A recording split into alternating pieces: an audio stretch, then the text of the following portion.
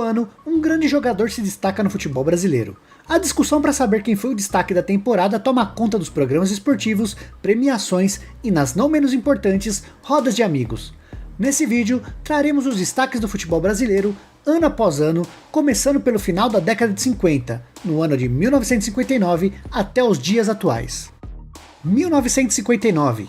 Pelé. É indiscutível que Pelé é o melhor e maior jogador de futebol de todos os tempos. Apesar de ter sido campeão do mundo em 1958, 1959 foi um ano mágico para o nosso rei. Afinal, naquela temporada, ele atingiu a absurda marca de 126 gols. Agora pasmem, nesse mesmo ano, Pelé completava seus 18 anos. E o que vem aos 18 anos de nós homens? Isso mesmo, o serviço militar. E nem mesmo Pelé conseguiu escapar de suas obrigações militares. O rei do futebol dividiu seu tempo entre o Santos e o 6º Grupo de Artilharia de Costa Motorizado, na Praia Grande. De acordo com o Centro de Memória do Peixe, Pelé era o soldado 202 Nascimento, e não tinha regalias. Limpava coturno, engraxava, lavava roupa, era sentinela. Sim, é isso mesmo que estou dizendo. Pelé fez mais de 100 gols em um ano em que se dividia entre o Exército Brasileiro e o Santos. E tá achando que acabou esse ano maluco? De jeito nenhum. No dia 11 de setembro daquele ano, Pelé fez 3 gols pelo time da Guarda Costeira, contra a equipe mista do Santos. O placar foi de 8-4 em jogo treino.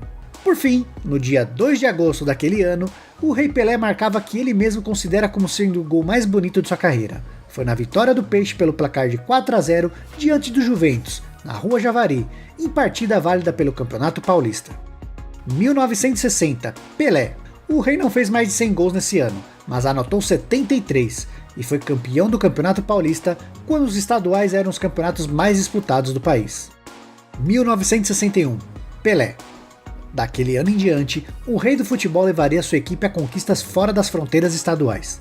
Naquele ano, além de conquistar o título paulista pela 3ª vez consecutiva, Pelé levou o Santos à conquista de seu primeiro título nacional, a Taça Brasil de 1961. Naquele ano, Pelé totalizou 111 gols, sendo 59 oficiais e 62 em jogos e torneios amistosos. Como consequência desse título, o Peixe se classificou para a Copa Libertadores de 1962. 1962. Garrincha. Esse ano é dito como o último de alto nível de Garrincha. A temporada de 1962 também pode ser considerada uma das mais históricas do futebol brasileiro. Além do Brasil ter conquistado seu bicampeonato mundial, também víamos um Santos de Pelé praticamente imbatível, fazendo uma temporada inesquecível e das mais vencedoras de um clube brasileiro. A disputa entre Santos e Botafogo, a base da seleção brasileira naquelas 2 conquistas de Copa do Mundo, também seria motivo das lembranças de um tempo único no futebol do país. E mesmo com Pelé e seu Santos fazendo uma temporada incrível, durante a Copa do Mundo, o rei do futebol chegou com problemas físicos e não conseguiu atuar naquele Mundial. Então, todo o protagonismo passaria para outro gênio daqueles tempos, o icônico Mané Garrincha. Naquele ano de 1962, o Botafogo era a grande força no futebol do Rio de Janeiro. A base do clube contava com outros gênios históricos do futebol brasileiro, como Nilton Santos, Didi, Zagallo e o próprio Mané Garrincha. Ainda que já viesse em uma notada decadência física e emocional por conta do seu vício em álcool, o talento do anjo das pernas tortas se sobressaía ante seus adversários. Garrincha seria muito importante durante a disputa do Campeonato Carioca e do Torneio Rio-São Paulo, 2 competições em que o clube alvinegro seria campeão. Garrincha teve uma das maiores atuações individuais na história da Copa do Mundo, inspirando o Brasil na vitória por 4-2 sobre o anfitrião Chile nas semifinais. No dia seguinte, o jornal El Mercúrio destacou: Garrincha, de que planeta você veio? Na partida, disputada no Estádio Nacional de Santiago, logo aos 9 minutos de partida, Garrincha abriu o placar e minutos depois balançou a rede fazendo o segundo para o Brasil. Com a fantástica exibição e o título 5 dias depois, Garrincha foi eleito o melhor jogador da competição, conquistando a bola de ouro. 1963. Pelé. A 4ª edição da Copa Libertadores da América foi disputada por 9 clubes de 8 países da América do Sul. O Santos se sagrou bicampeão ao derrotar o Boca Juniors na final. A equipe santista começou a Libertadores de 1963 nas semifinais por ter vencido a edição anterior. Pela primeira vez o Brasil enviou mais de uma equipe na mesma edição. O Santos, campeão da Libertadores anterior e da Taça Brasil de 1962.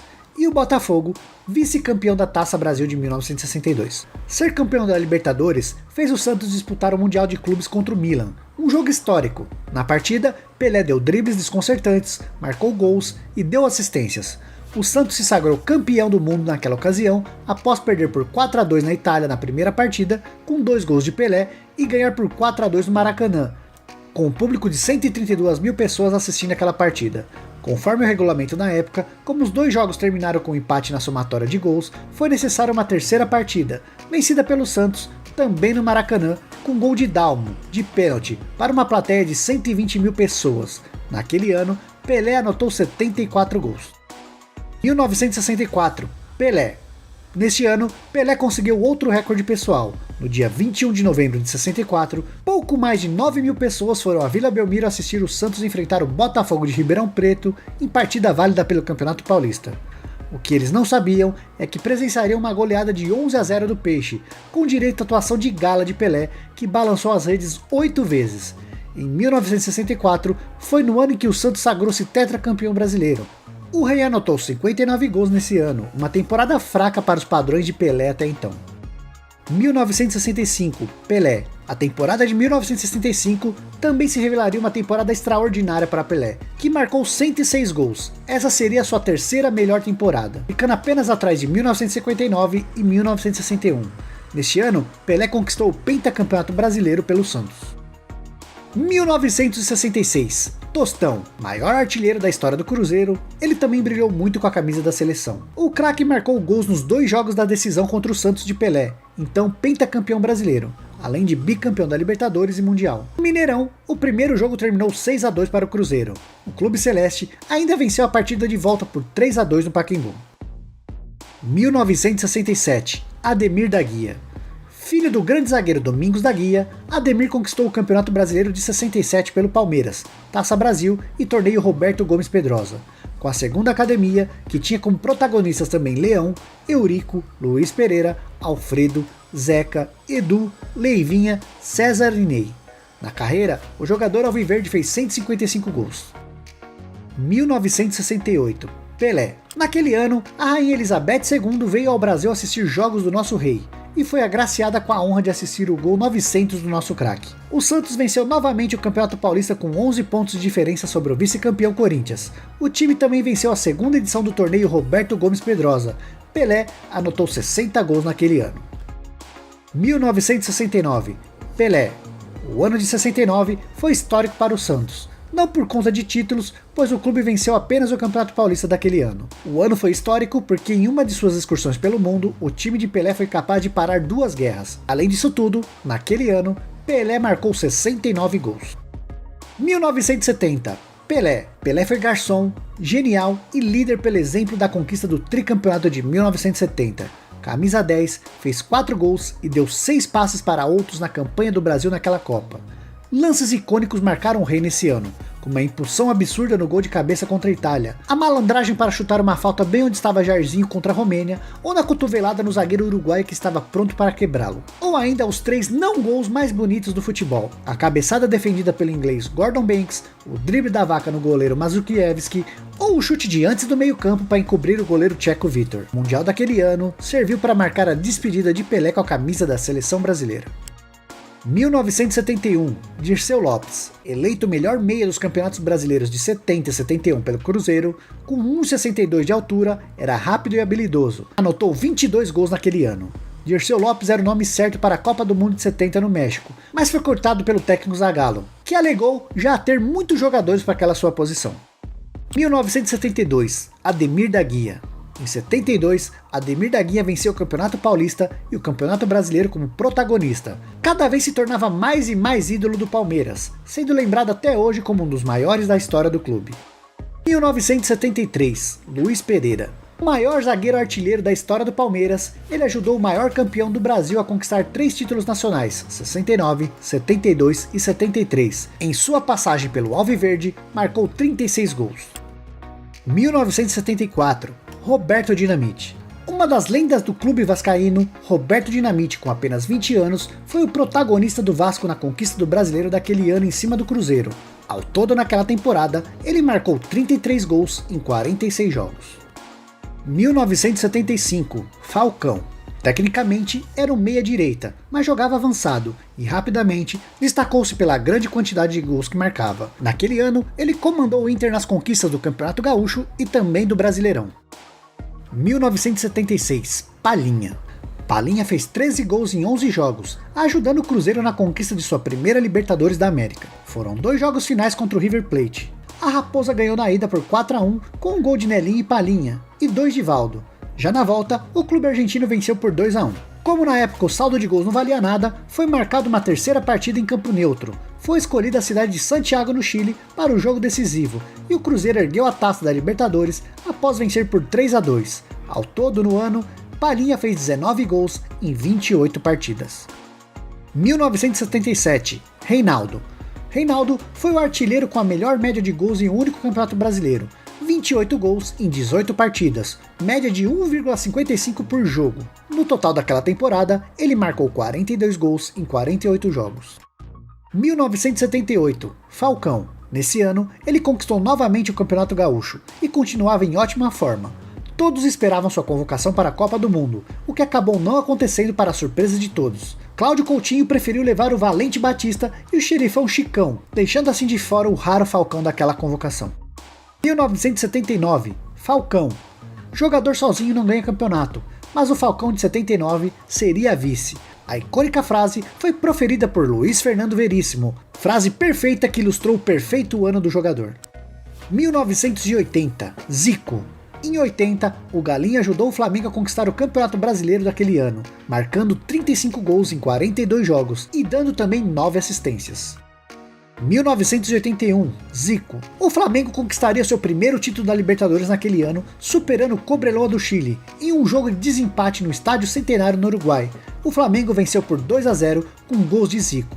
Com a conquista, o clube pôde disputar a Copa Intercontinental, em dezembro do mesmo ano no Japão, contra o Liverpool. No dia 13 de dezembro de 81, o Flamengo vencia os ingleses por 3-0 e se tornava campeão do mundo. Naquela temporada, Zico marcou 39 gols em 55 jogos.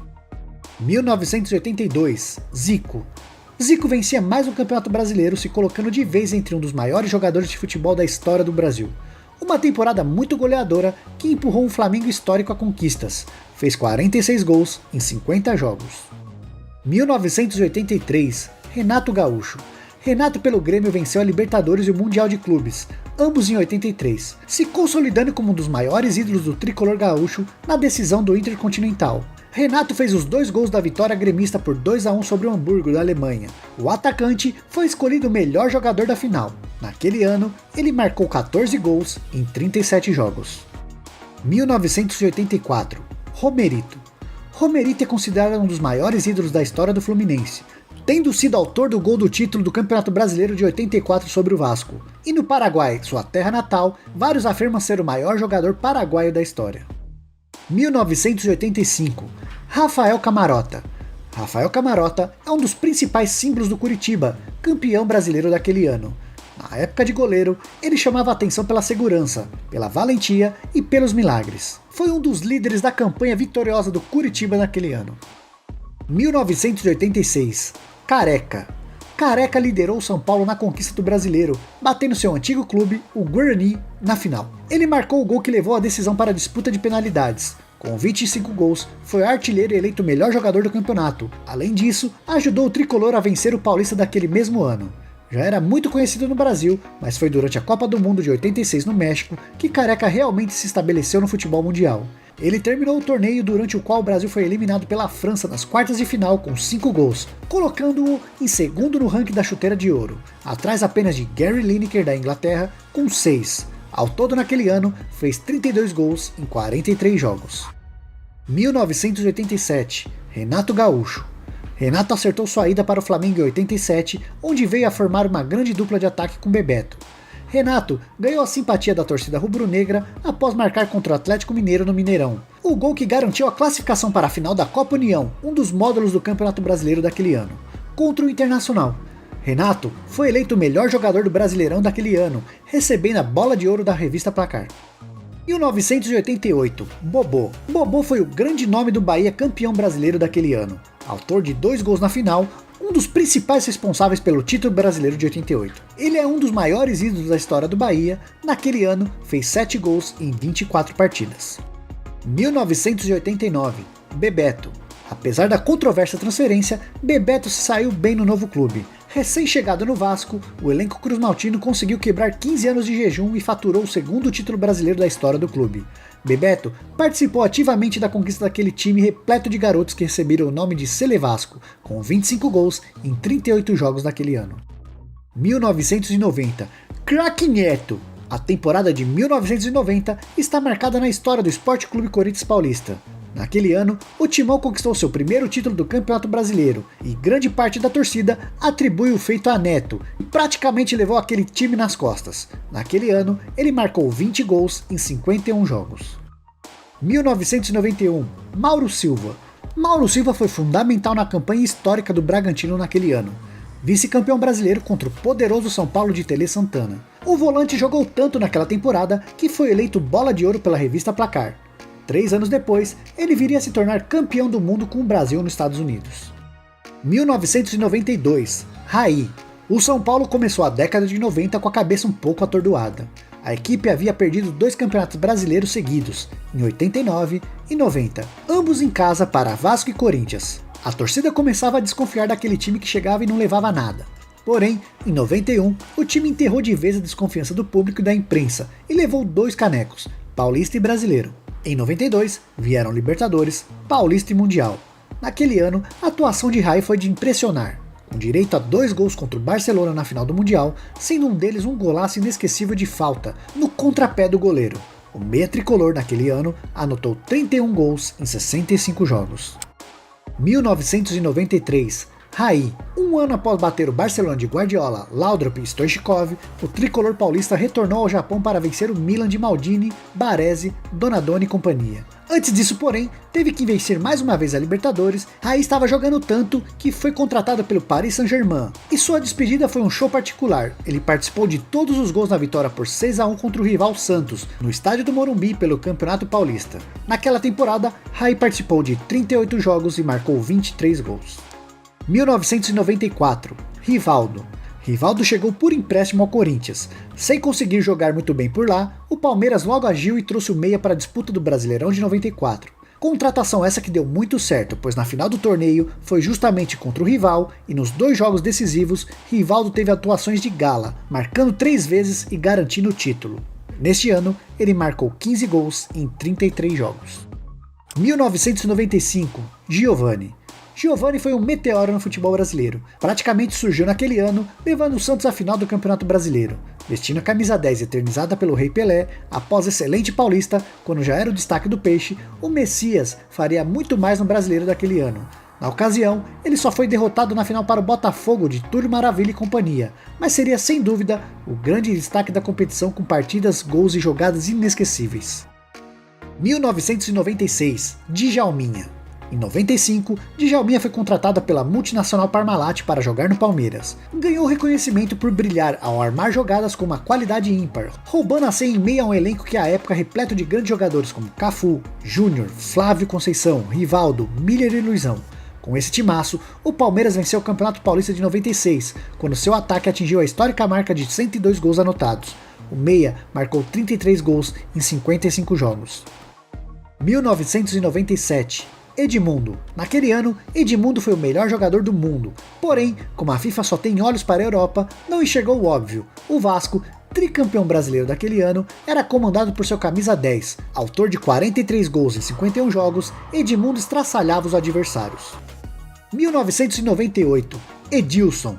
Ainda em 97, voltou ao Brasil para defender o Corinthians. O atacante brilhou no Brasileirão do ano seguinte, conquistando o 2º título nacional para o Timão e foi eleito o melhor jogador da competição, marcando 18 gols em 48 jogos. 1999. Paulo Nunes. Paulo Nunes, que chegou no ano anterior ao Palmeiras, em 99 ajudou o Verdão a conquistar seu primeiro título da Libertadores. O Diabo Loiro naquele ano fez 28 gols em 48 jogos com a camisa do Verdão. 2000. Romário. Mais uma vez era dito que um jogador atuando no Brasil deveria ser o melhor do mundo, e também pelo Vasco. Romário atingiu números praticamente inimagináveis nos dias de hoje, a começar pelo número de redes balançadas, foram 66 gols e 16 assistências em 71 partidas disputadas pelo clube carioca. Além disso, balançou a rede 7 vezes em 2 jogos pela seleção brasileira, incríveis 73 gols e 16 assistências em 73 jogos. 2001, Alex Mineiro. No Atlético Paranaense, foi campeão brasileiro em 2001, sendo considerado o grande herói da conquista, pois além dos 8 gols marcados na fase final do campeonato, também foi o artilheiro da competição. Ao todo, no ano, fez 17 gols em 32 jogos. 2002, Robinho. O jovem Robinho teve sua primeira chance no time profissional do Santos no torneio Rio-São Paulo de 2002. Como o time teve resultados ruins, o técnico responsável por lançar Robinho, Celso Roth, foi substituído por Emerson Leão. Com o Leão no comando do time, jovens como Robinho, Diego, Léo, Elano, Renato, Alex, André Luiz e Maurinho, mesclados com jogadores mais experientes como Paulo Almeida, se mostraram peças fundamentais para o funcionamento do time que conquistou o Campeonato Brasileiro de 2002. Marcou 10 gols em 33 jogos. 2003, Alex. Alex esteve em 63 das 73 partidas disputadas pelo Cruzeiro em 2003. Balançou a rede 39 vezes e contribuiu com nada mais nada menos que 39 assistências, ou seja, participando de 43% de todos os gols da Raposa naquele ano. Na temporada com o Cruzeiro, teve grandes conquistas como Brasileirão, campeão invicto da Copa do Brasil e campeão mineiro. Primeiro clube do Brasil a conquistar a tríplice coroa na mesma temporada. 2004, Robinho. Robinho explodiu em 2004, marcando 21 gols em 36 partidas no Brasileiro.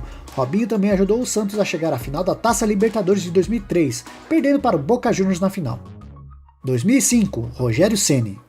Em 2005, foi o melhor ano de Rogério Ceni, sendo o líder do time nas conquistas do Paulista, Libertadores e do Mundial de Clubes. Esse também foi o ano que ele mais balançou as redes adversárias e entrou de vez como um dos maiores ídolos da história do São Paulo. Na temporada, ele fez espetaculares 22 gols. 2006, Fernandão. Em 2006, Fernandão foi o capitão do time que deu ao Internacional os seus 2 maiores títulos, a Copa Libertadores da América e a Copa do Mundo de Clubes da FIFA. Ele foi decisivo, marcando um gol e dando passe para outro na grande final da Libertadores contra o São Paulo, partida na qual foi eleito pela patrocinadora do torneio o melhor jogador em campo. O centroavante fez 14 gols em 38 jogos. 2007, Rogério Ceni. Rogério nesse ano conquistou o bicampeonato brasileiro e fez apenas 10 gols, mas se marcando gols não foi espetacular, embaixo das traves com certeza foi, batendo o recorde de mais minutos sem sofrer um gol pelo Campeonato Brasileiro. Ele também voltou a receber o prêmio de melhor goleiro do Campeonato Brasileiro, além de craque do Brasileirão e craque da torcida, todos concedidos pela CBF. Ceni havia entrado outras 2 vezes na lista dos 10 melhores goleiros do mundo, elaborada anualmente pela Federação Internacional de História e Estatísticas do Futebol. Além disso, conseguiu o incrível feito de estar entre os indicados à Bola de Ouro pela revista France Football, sendo o primeiro jogador atuando na América do Sul a concorrer ao prêmio que ele acabou ficando em 27º lugar. 2008, Rogério Ceni. Rogério chegou com São Paulo ao tricampeonato seguido do Brasileiro, sempre com uma defesa sólida armada pelo técnico Muricy Ramalho. O goleiro nesse ano marcou 5 gols. 2009, Adriano. Seu retorno ao Flamengo foi oficializado no dia 6 de maio. Alguns dias depois, estreou contra o Atlético Paranaense, marcando o 2º gol da vitória por 2-1 pelo Campeonato Brasileiro. Logo após a partida, o jogador foi destaque dos principais jornais e sites esportivos. No Brasileirão daquele ano, Adriano foi junto com Petkovic e o treinador Andrade o grande destaque do Flamengo na competição. Ao fim do torneio, o Fla conquistou o título brasileiro e o Imperador foi o artilheiro do Brasileirão, junto com Diego Tardelli do Atlético Mineiro, ambos com 19 gols. 2010, Neymar. Aos 18 anos, Neymar foi o cara em 2010. Em seu 2º ano como profissional, já apareceu como líder do Santos encantador do primeiro semestre, campeão da Copa do Brasil e do Campeonato Paulista com goleadas históricas. O atacante balançou as redes 43 vezes na temporada, tornando-se o 2º jogador que mais fez gols em um ano pelo clube da Vila Belmiro pós-Pelé. 2011, Neymar. Esse ano, ele concorreu ao melhor jogador do mundo, ficando na 10ª posição. No mesmo evento, recebeu a aclamação mundial por conquistar o prêmio Puskás de Gol do Ano. Gol esse marcado na derrota do Santos para o Flamengo em uma partida do Campeonato Brasileiro. Neymar foi o principal destaque da conquista da Libertadores pelo Santos. Nessa temporada, menino Ney marcou 24 gols em 47 jogos. 2012, Cássio. Fez sua estreia com a camisa do Corinthians no dia 28 de março, em uma vitória por 1-0 contra o 15 de Piracicaba no Pacaembu, pelo Campeonato Paulista de 2012. Em 27 de abril, Cássio assumiu a vaga de titular no gol do Corinthians, que até então era de Júlio César. Estreou na Copa Libertadores no dia 2 de maio em um empate por 0-0 contra o Emelec, pelas oitavas de final. Com grande atuação, Cássio foi eleito o nome do jogo. No dia 23 de maio, durante a partida das quartas de finais da Libertadores contra o Vasco da Gama, Cássio fez uma defesa considerada milagrosa em chute do meia vascaíno Diego Souza, que ajudou a levar o Corinthians às semifinais da competição, onde o resultado foi 1-0. Fundamental na conquista invicta do Corinthians da Libertadores pela sua primeira vez, Cássio também foi o principal jogador na conquista do Mundial em cima do Chelsea. Com várias defesas milagrosas, o jogador foi considerado o melhor jogador da competição. 2013, Ronaldinho. Ao final do ano de 2012, havia muitas especulações sobre sua permanência no clube mineiro. Graças ao bom futebol apresentado, muitos clubes brasileiros e até mesmo do exterior queriam contar com sua presença em 2013. Porém, no dia 28 de novembro de 2012, o presidente do Atlético, Alexandre Calil, confirmou por meio de sua conta no Twitter que ele ficaria no clube por mais uma temporada. Pela Libertadores, ele chamou a atenção principalmente na primeira fase, onde o Atlético conseguiu 5 vitórias em 6 partidas. E no final, o Galo de Ronaldinho se sagrou campeão da Libertadores de 2013. O bruxo fez 17 gols em 38 partidas. 2014, Ricardo Goulart. Mais uma vez, sagrou-se campeão brasileiro após a vitória do Cruzeiro sobre o Goiás por 2-1, com 2 rodadas de antecedência. Destaque, integrou a seleção do campeonato no prêmio Craque do Brasileirão. Também foi escolhido como bola de ouro pela revista Placar, terminando o ano como artilheiro do time na temporada, juntamente com Marcelo Moreno, 24 gols cada. 2015, Renato Augusto. O Corinthians começou o ano de 2015 disputando o Campeonato Paulista e a Copa Libertadores da América. Com a volta do técnico Tite ao comando da equipe, iniciou a temporada de forma arrasadora, jogando futebol vistoso e envolvente, realizando excelentes campanhas nas 2 competições, o que levou boa parte da imprensa especializada a considerar o time o melhor do país naquele momento. No final da temporada, o Corinthians conquistou seu 6º título do Brasileirão, e Renato Augusto foi eleito o melhor jogador do campeonato, recebendo a bola de ouro, coroando o melhor ano de sua carreira até então. 2016, Gabriel Jesus. Em 2016, marcou seu primeiro gol no Campeonato Paulista em partida contra o São Bento. Dias depois, no empate por 2-2 contra o River Plate do Uruguai, pela Taça Libertadores da América, marcou seu primeiro gol em competições internacionais. Apesar do time não ter avançado para a fase mata-mata, foi o artilheiro da equipe, com 4 gols. Ainda em 2016, fez parte da campanha vitoriosa do Palmeiras no Campeonato Brasileiro, obtendo destaque com suas atuações e atraindo o interesse do Manchester City, que o contratou. Gabriel terminou como artilheiro do time com 12 gols e foi considerado pela mídia o bola de ouro. 2017, Luan. Em 4 de junho de 2017, após gol marcado contra o Vasco da Gama pela 4ª rodada do Brasileirão, Luan se tornou o maior artilheiro da história da Arena do Grêmio até então, com 29 gols. Foi eleito o melhor jogador da Copa Libertadores da América de 17 e foi o autor de um dos gols do Grêmio na final contra o Lanús na Argentina. Luan fez 18 gols em 52 jogos naquele ano. 2018, Dudu. Dudu do Palmeiras foi eleito o melhor atacante craque da competição. Ninguém jogou mais bola do que Dudu no Campeonato Brasileiro de 2018. O cara do Palmeiras na campanha do título. O atleta estava na seleção do prêmio do Brasileirão e também foi eleito o craque da competição marcando 14 gols em 64 jogos. 2019, Gabigol. Dos 97 gols do Flamengo no ano, Gabigol marcou 43, sendo 7 no Campeonato Carioca, 2 na Copa do Brasil, 25 no Campeonato Brasileiro e 9 na Libertadores. Terminou o ano sendo campeão carioca, brasileiro e da Libertadores, tendo feito 2 gols na final milagrosa do Flamengo contra o River Plate no Peru.